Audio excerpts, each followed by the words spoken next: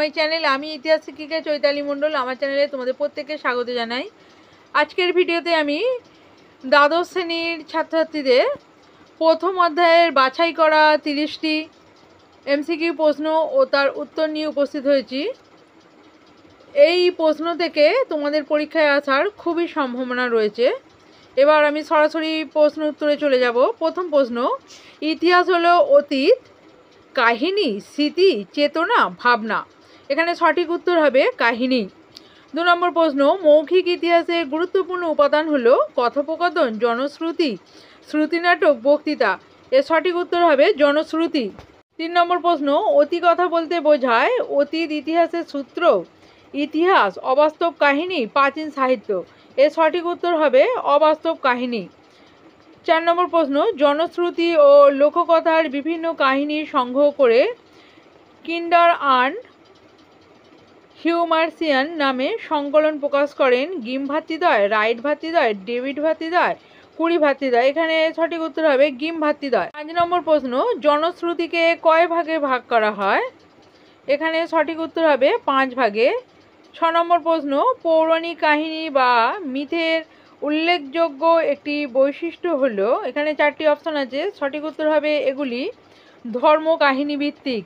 7 নম্বর প্রশ্ন, পার্লিয়ার মিথস গ্রন্থের রচয়িতা কে? এর সঠিক উত্তর হবে J.F. বিয়ারলেইন। 8 নম্বর প্রশ্ন, মহাকবি কালিদাসের কাহিনী আছে গ্রিক পুরাণে, রোমান পুরাণে, হিন্দু পুরাণে, বাইবেলে। সঠিক উত্তর হবে হিন্দু পুরাণে।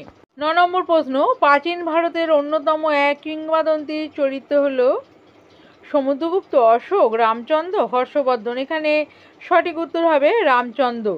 10 নম্বর প্রশ্ন, ঈশ্বরের মতোই সীমাহীন শক্তির অধিকারী হলেন নীতিকথার মূল চরিত্র, পরিকথার চরিত্র, পশুকথার কেন্দ্রীয় চরিত্র, কিংবদন্তির নায়ক। এখানে সঠিক উত্তর হবে কিংবদন্তির নায়ক।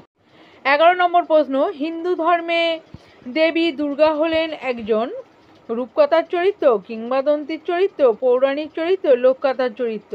সঠিক উত্তর হবে পৌরাণিক চরিত্র। 12 নম্বর প্রশ্ন, পুরাণ বিষয়ক বিদ্যাকে বলা হয় সাইকোলজি, সোশিওলজি, মিথোলজি, ফিজিওলজি। এর সঠিক উত্তর হবে মিথোলজি। 13 নম্বর প্রশ্ন, পুরা কাহিনীর পরবর্তীকালে সাধারণত রূপকথার জন্ম, পরিকথার জন্ম, কিংবদন্তির জন্ম, পশুকথার জন্ম হয়। এখানে সঠিক উত্তর হবে কিংবদন্তির জন্ম। 14 নম্বর প্রশ্ন, পুরাণে বর্ণিত রাজবংশগুলির অস্তিত্বের বেশিরভাগই স্বীকৃত সত্য। এর উক্তিটি কার? এই উক্তিটি হলো দিব্যজ্যোতি মজুমদারের। 15 নম্বর প্রশ্ন, অহল্যার কাহিনী হলো একটি পৌরাণিক কাহিনী। 16 নম্বর প্রশ্ন, পঞ্চতন্ত্র গ্রন্থের রচয়িতা কে? এর সঠিক উত্তর হবে বিষ্ণু শর্মা। 17 নম্বর প্রশ্ন, আতুম ছিলেন গ্রিসের দেবতা, মিশরের দেবতা, স্পেনের দেবতা, রোমেন দেবতা। এখানে সঠিক উত্তর হবে মিশরের দেবতা। 18 নম্বর প্রশ্ন, কোন লোককথার মূল চরিত্র হলো মানুষ? এখানে সঠিক উত্তর হবে কিংবদন্তির। 19 নম্বর প্রশ্ন, কোন লোককথার মূল চরিত্র ঈশ্বর? সঠিক উত্তর হবে মিথ।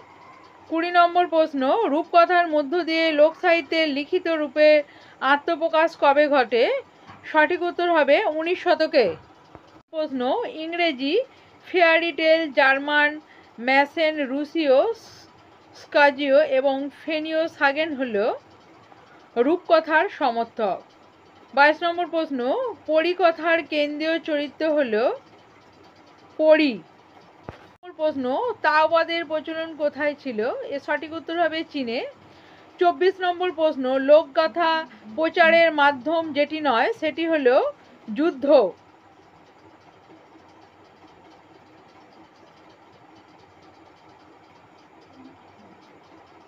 25 নম্বর প্রশ্ন, ইতিহাস ও লোককাহিনীর বিষয়বস্তু হলো মানুষ, সাহিত্য, চিন্তা, প্রেম।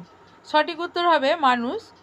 26 নম্বর প্রশ্ন, যে লোককথা শেষে নীতি বা উপদেশ থাকে তাকে কি বলে?